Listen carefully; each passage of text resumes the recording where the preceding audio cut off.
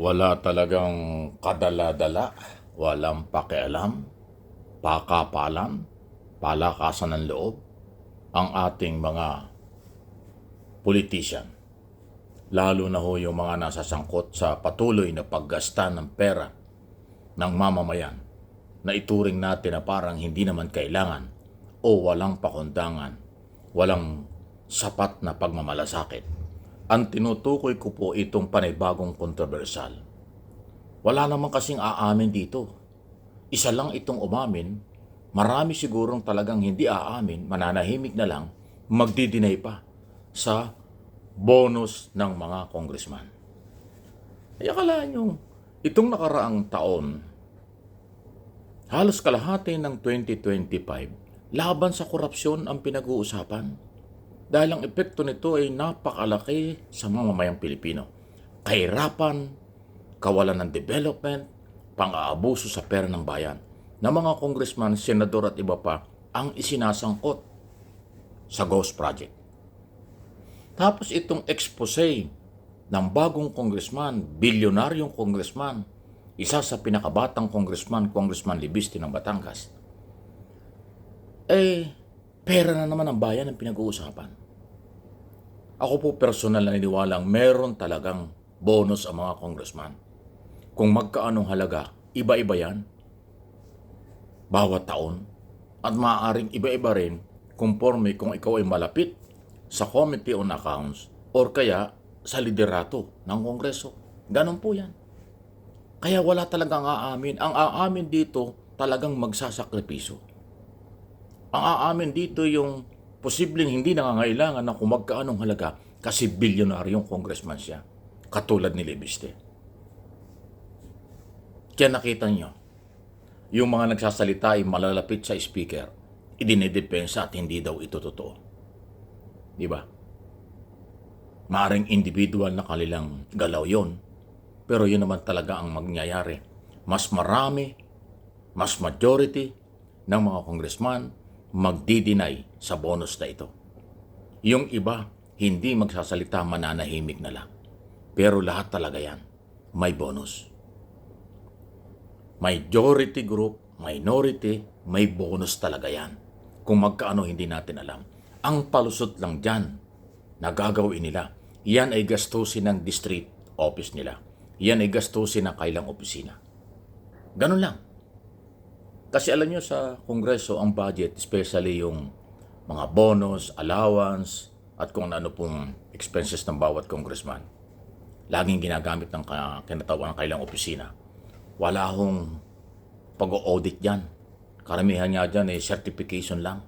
Pag binigyan ka ng 1 million, bigyan mo ako ng certification kung saan mo ginamit, yun na yun.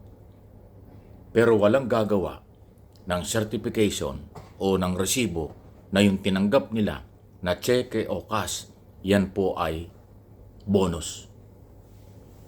Pero si Congressman Libiste, ang sinabi niya, bonus ito. Ibig sabihin, meron ng regular na dumarating sa kanila, merong extra dumating bago nagpasko, kaya itinuring niyang bonus. At yun nga po yun. Grabe sila, no? Kwentahin nyo yung mga congressman. 300, sabihin natin 300, pero alam ko 325 yata sila. O 300. 300 times 200 million. 2 million. 300 times 2, yan. Di 600 na yan. Ba? 300 congressman times 2, ay di ba? 600 million. Matindi yan. Kaya dapat liwanagin ito ng maayos yung kapanipaniwala ng chairman ng Committee on Accounts sa Kongreso at mismong si Speaker D. Kasi ang 6 million, malaking pera yan sa mahihirap na Pilipino. Dahil pera ng taong bayan ito, hindi naman pera ito ng kung sino-sino. Lahat ng budget na ginagamit ng gobyerno, mga executive, department, legislator o judicial at mga korporasyon ng gobyerno, lahat yan pera ng bayan. Lalo ng Kongreso, wala namang income yan. Kung hindi talagang 100% ang pera ng mamamayan na kailang ginagastos. Eh kung merong 100, o merong 1 million per month, times 300 congressman. Wow! Plus bonus na hindi naman nila aaminin talaga. Napakadali kasing sagot na, ay hindi yan bonus, gastusin niya ng opisina. Eh bakit naman biglang lumaki ng buwan ng December? Bakit yung January hanggang November? Bakit iba ang presyo nun?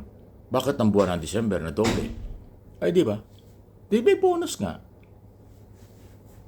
Although dun sa dokumento kung ano man ang pipirmahan, kung cheque man yan o cash yan, hindi nakalagay bonus. Papalabasin at papalabasin talaga niyan additional expenses, additional na gastusin ng bawat opisina. Pero hindi naman yung gastusin. Yun talaga ay para sa congressman. Pampamilya yun. Yun ang dating, pero hindi nila aaminin. Wow. Mapapawaw ka na lang talaga.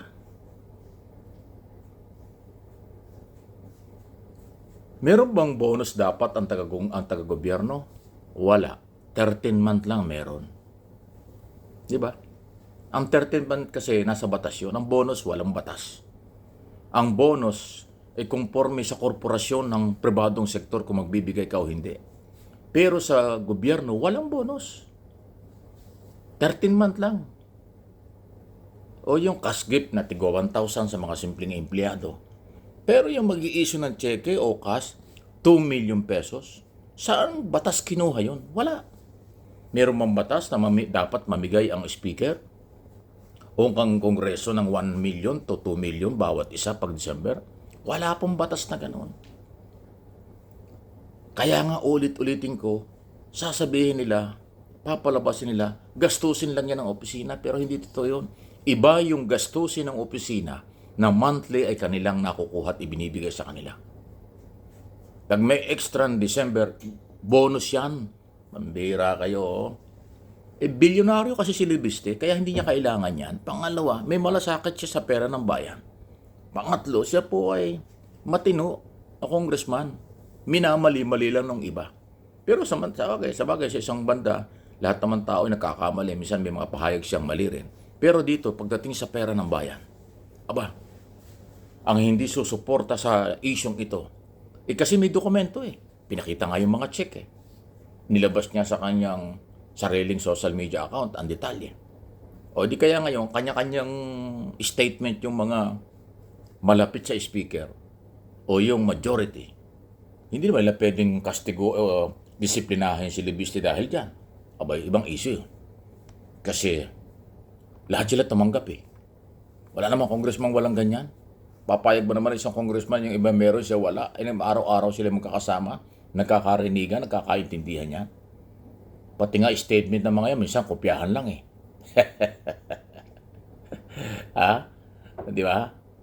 Talaga lang kayo Lakas ng loob nyo. Pera namin yan. Grabe kayo